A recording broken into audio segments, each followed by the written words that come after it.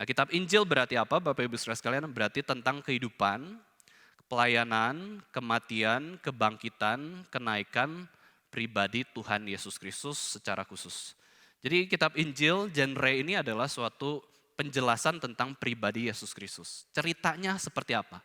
Bisa kita katakan biografi tentang Tuhan Yesus Kristus seperti itu yang diceritakan oleh penulis-penulis yang memang berotoritas untuk menuliskan firman Tuhan. Jadi kisah bagaimana seseorang yang berdosa dapat diselamatkan dari dosa-dosanya melalui Tuhan Yesus Kristus, bukan melalui yang lain.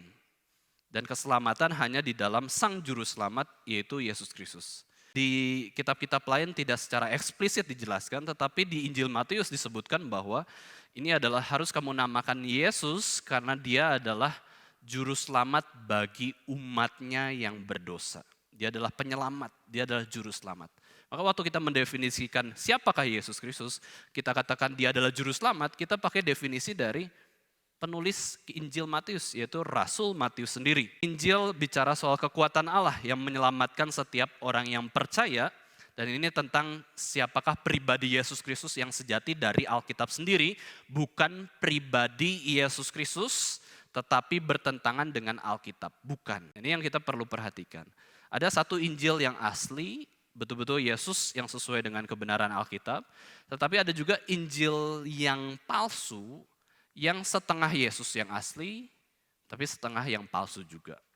Dan para rasul, para penatua marah sekali kalau pada akhirnya gereja Tuhan disesatkan dengan Yesus yang lain, Injil yang lain. Kalau kita melihat definisi Injil oleh John Calvin, bisa lihat slide-nya ya.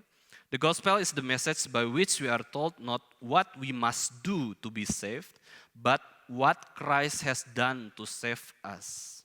Injil bukan tentang apa yang harus kita lakukan untuk diselamatkan, tetapi bicara tentang apa yang telah Kristus kerjakan atau lakukan untuk menyelamatkan kita. Jadi waktu kita baca firman, khususnya di dalam kitab Injil, kita akan semakin terfokus kepada pribadi Allah yang kedua, yaitu Yesus Kristus. God man. Allah manusia. Yesus yang adalah juru selamat dan juga Kristus